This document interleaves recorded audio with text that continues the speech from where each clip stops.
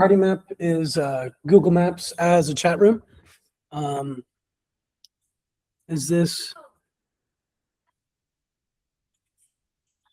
Okay, cool.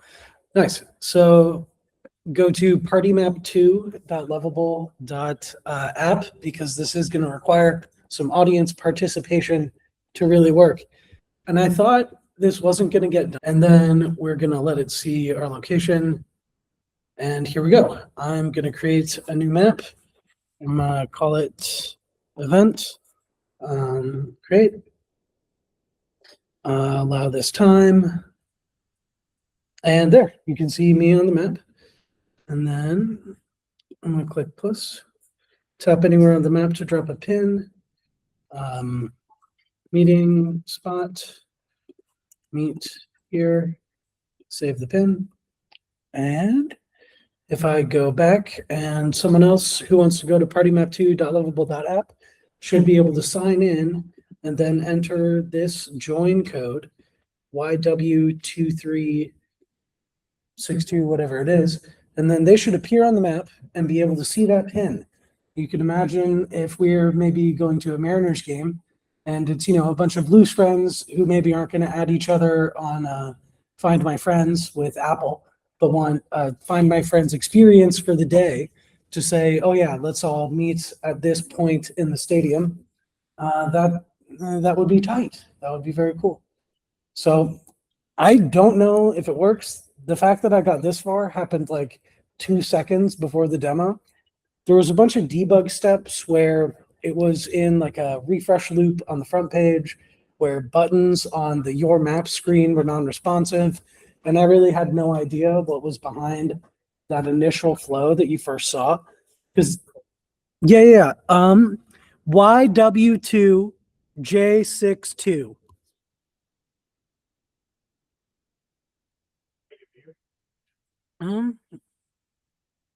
Not found.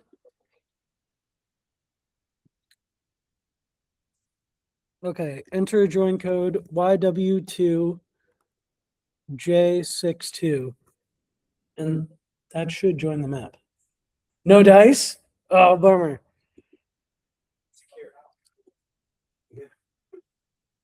Yeah, it's secure. Maybe try just this link itself. If you want to really get cracking on that, I mean, I don't know. We'll see if it works, right?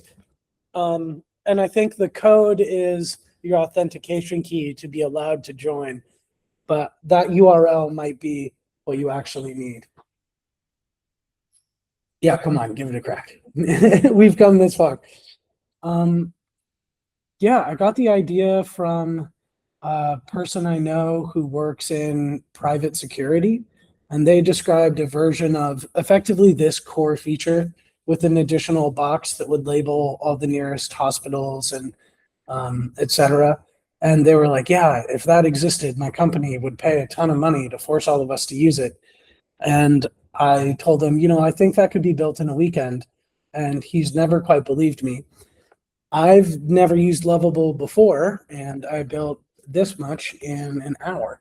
So that's pretty impressive. Yeah. What did you use in order to get to the geolocation?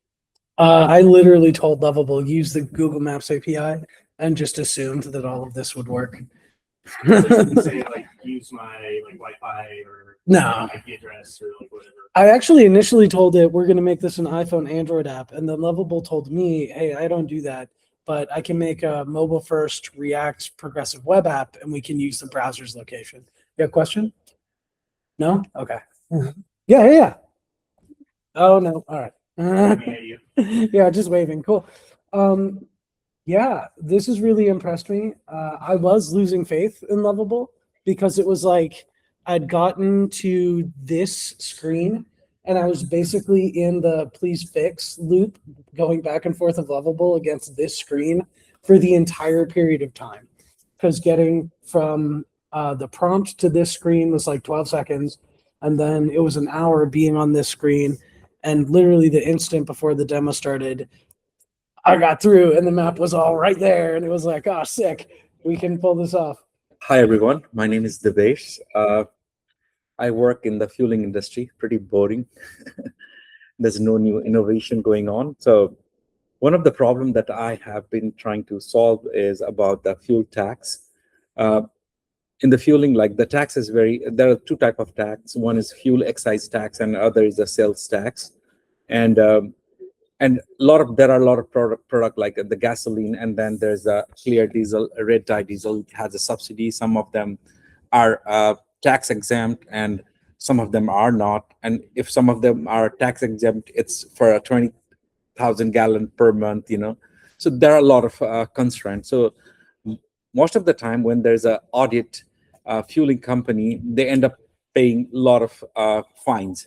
And to get this problem solved, what I tried building is, this is the fuel tax thing. So what basically we are doing is, we are sending the invoice to this module, and once the invoice is sent over there through the JSON or any format, it will automatically calculate, like, what are the taxes that need to be applied to it, like whether it has exempt or not, or whether, and then, like, there's a county level tax, there's a city level taxes, whether these taxes is applied correctly or not. So this is what I'm trying to do.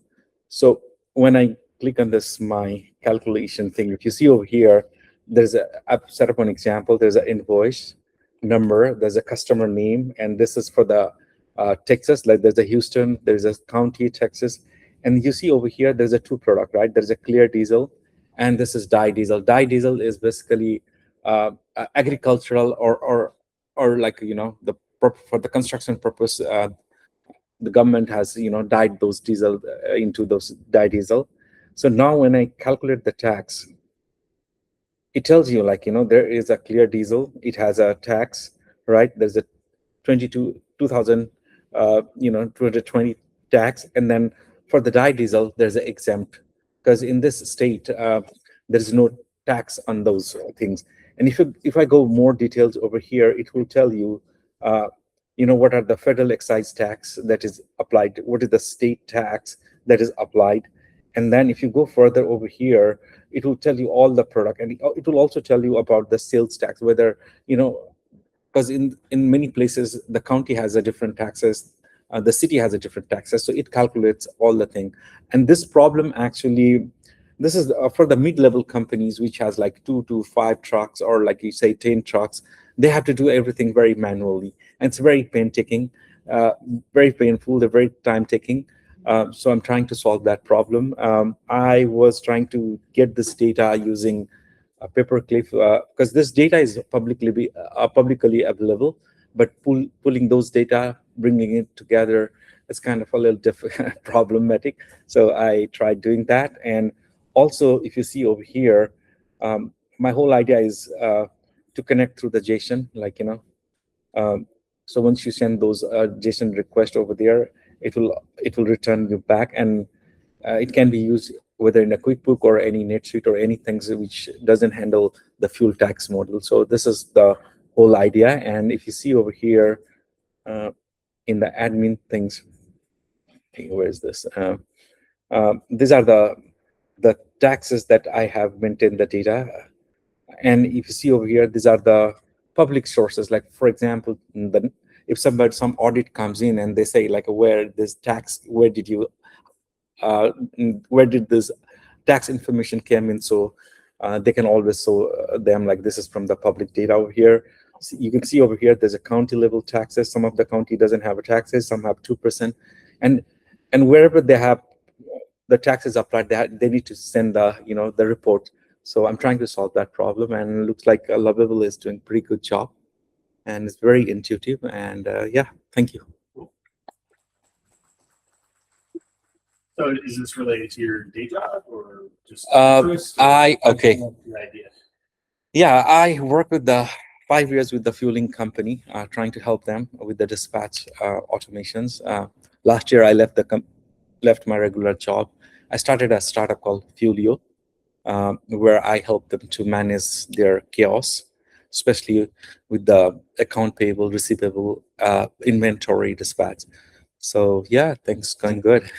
Is this the first time you've code or something, or you try to? I've been doing on and off. Lovable, I use it because it gives me a faster way to iterate things. Because I believe now things have changed. Like you have to work with the customers.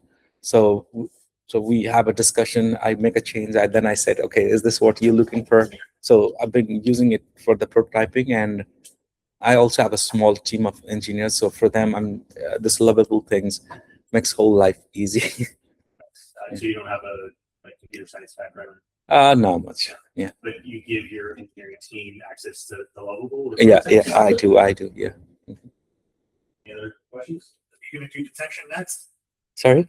You're gonna do truck detection next? Yeah. It's interesting. Things have moved pretty fast, but the industry that I work, it's still in Not as fast. President Obama first Yeah. time, that era. Thank you. Yeah, thank you.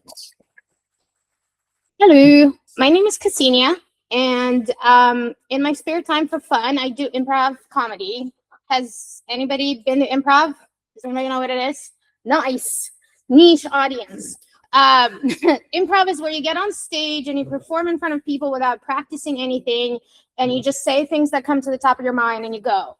And then somehow people laugh. And in order to do that, you have to practice letting your brain just do its own thing, getting out of your head. And we do that with a group. Usually we get together and we play some games, we warm up, but you don't always have people around you. And sometimes there are other skills that you want to develop. So this app, it's on the web because lovable, but it's a web app that will let you do improv practice, warm-ups by yourself when you don't have people around.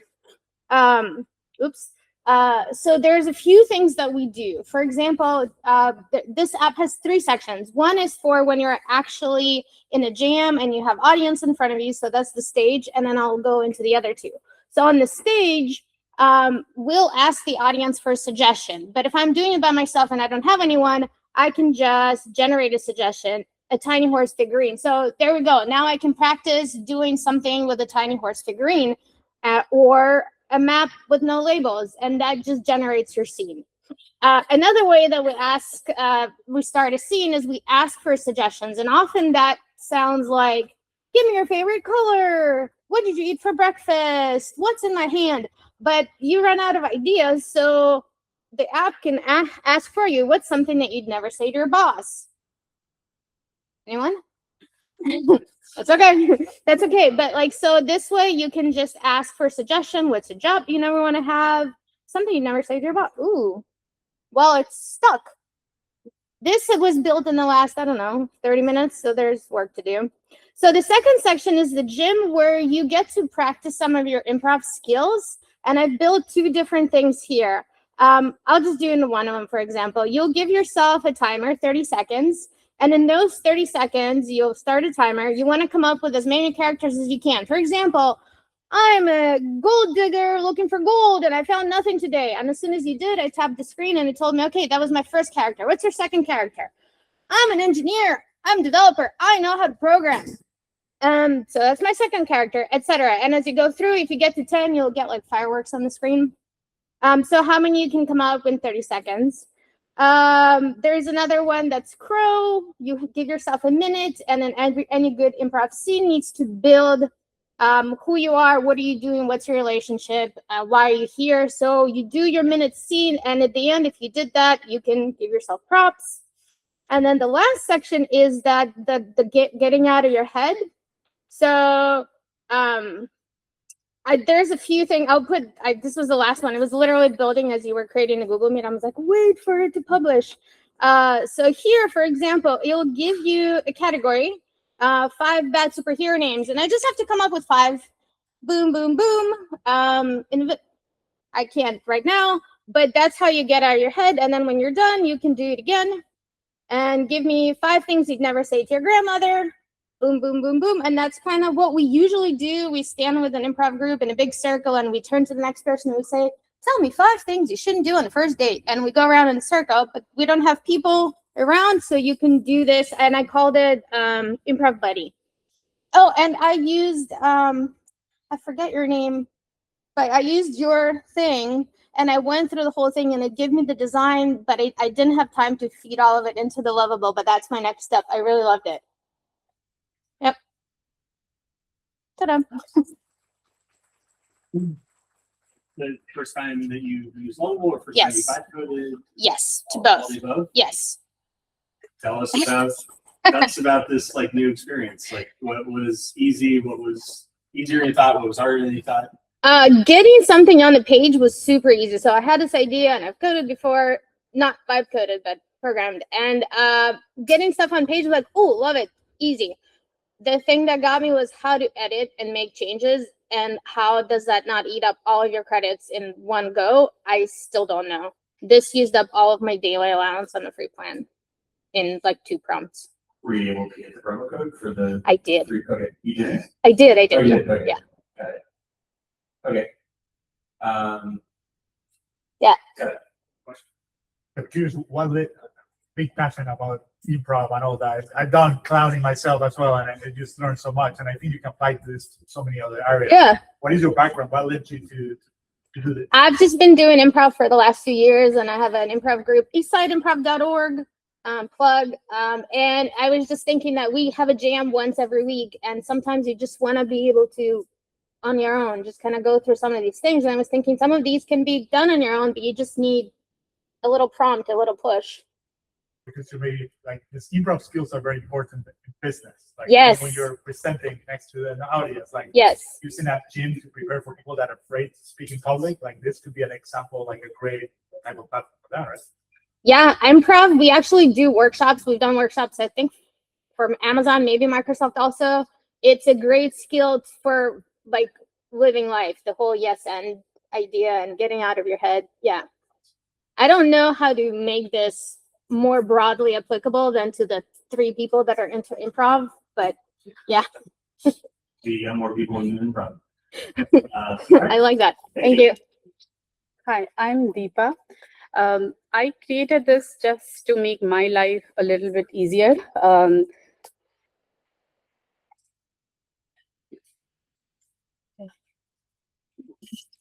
Okay.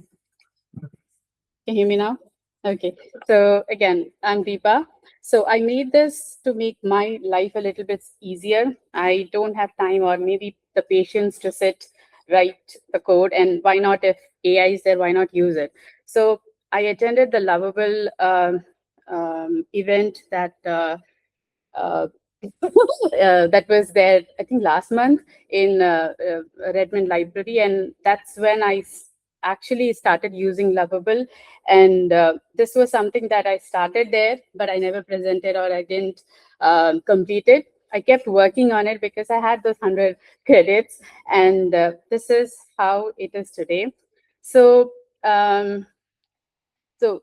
you can write a post. So you can type the matter, you can speak to it, you can upload it. You can upload any document, it's PDF, voice, audio, anything. Control V also works. So that's something I was lazy and I was like, I'm doing Control V, it's not working. So that's something you can do. So let's say I have this event open here. I'm just can you see that? Okay. Okay. I'm giving this here and I'm going to say, write a post, make it very genuine. I attended this event about Lovable founder series. The details are in the link. Let me generate the post.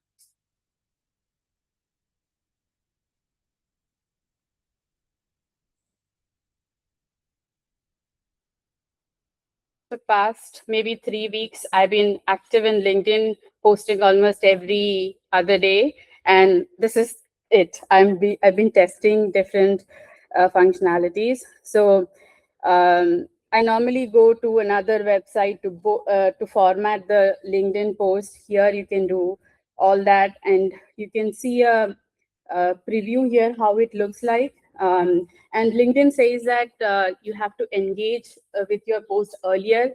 So this also does that. It will create a comment for you to engage earlier, so that you get more engagement to the post you're doing.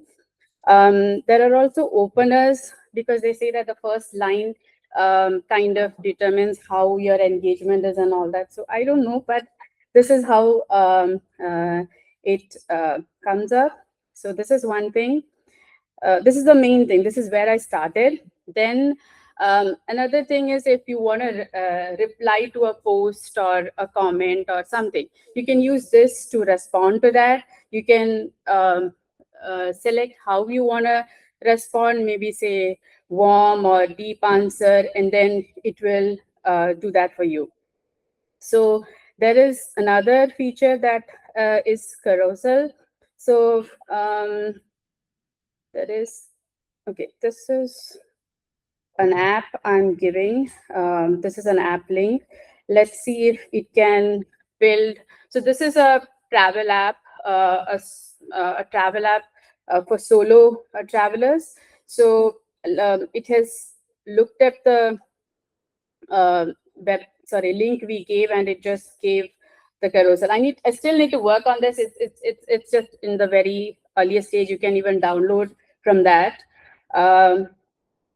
Yeah, you can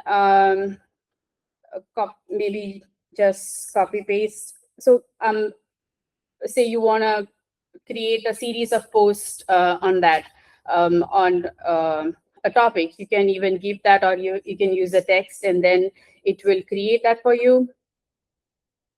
Hopefully, it's okay. Yeah. So you have different variants of LinkedIn posts. You can copy and you can use it. You have carousels here as well. So, and there is a newsletter blurb if you want to use that. So this is another thing. So there's one campaign which I have not tested it, so I'm not gonna show that. But yeah, this is the whole idea, and I named it Elevate. So yeah, one more thing which I forgot was initially. So I always think that AI, when it writes the first time, it's very robotic and it doesn't feel personal. So you can link your LinkedIn post here, sorry, LinkedIn handle here.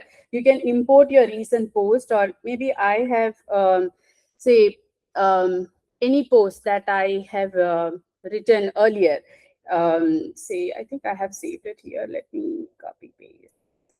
So see, I have the ability to put a post that I already did. So this is something that how I would write a post. So I can save it, and whatever post it generates will be similar to this. So you can kind of mimic the way you post every time, like your own tone. So yeah, that's it.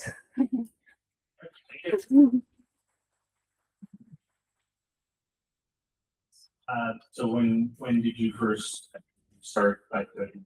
Maybe 3 weeks back, 3 to 4 weeks.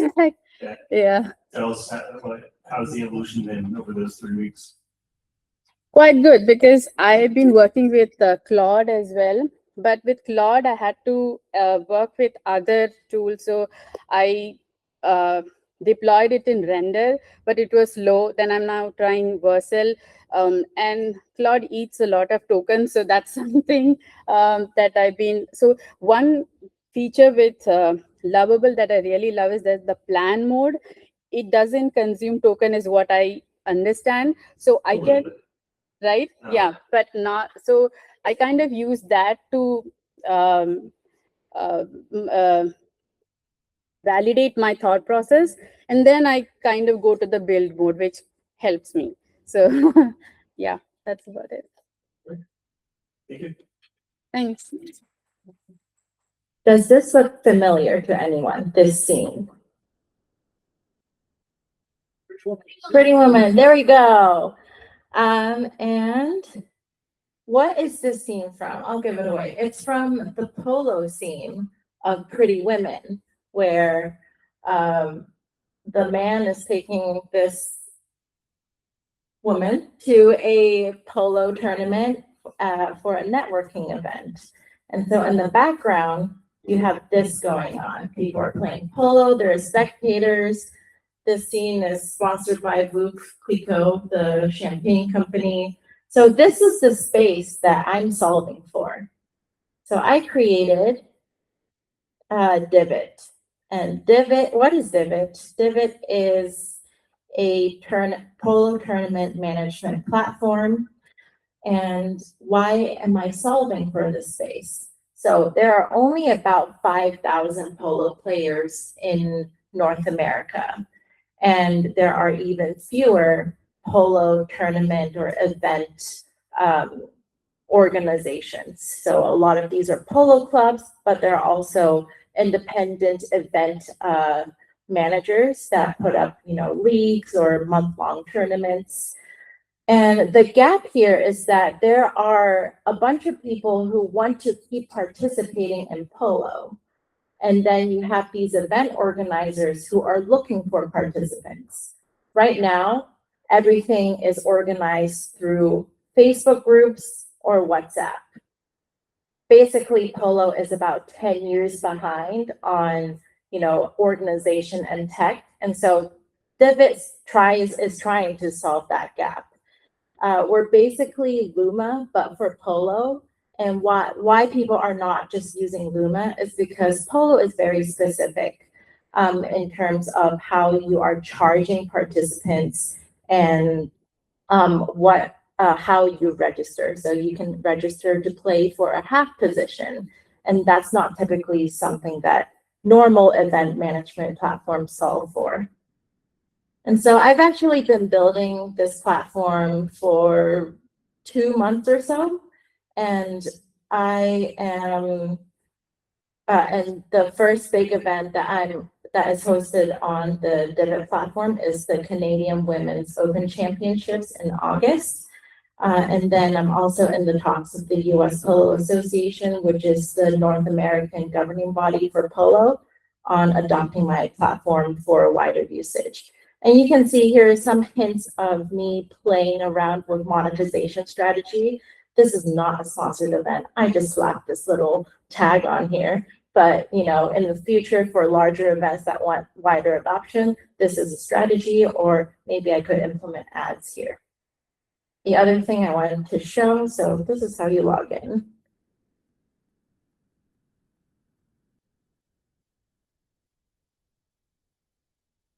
So once logged in, I'm an organizer. I'm able to go into an event, see the roster of people who signed up, manage my payments, and there's also a competition tab where you can match participants, basically create a team. And then if you toggle over to games, you can actually start scoring a game. Well, I'm not set up here to do that. But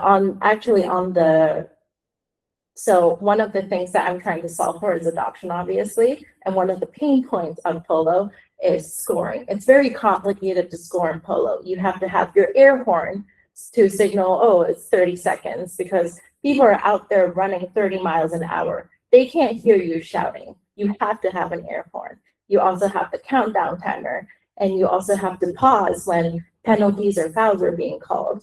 And so I created a free scorekeeper. So no sign-in required, and you can just set up your teams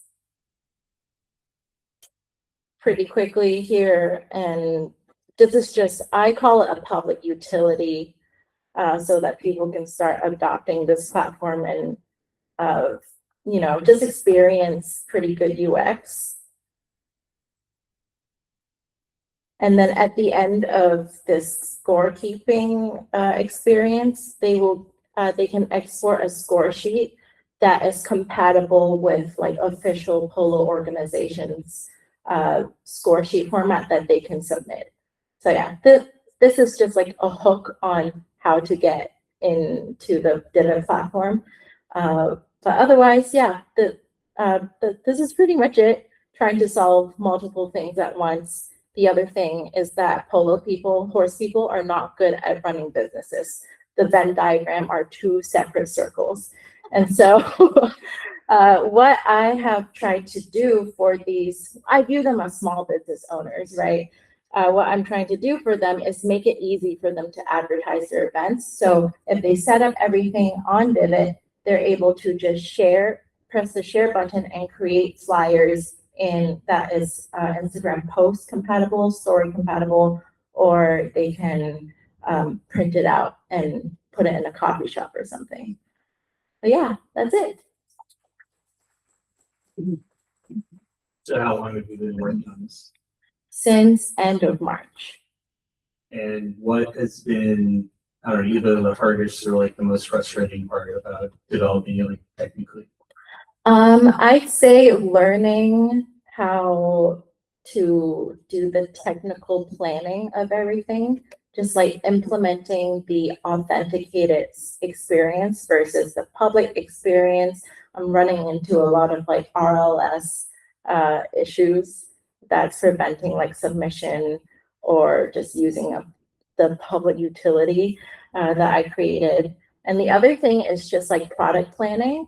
I used to extensively use the plan mode in Lovable, but even that to me was eating up more credits than I want to. So I didn't know that the MCP server existed for Lovable, so I built my own.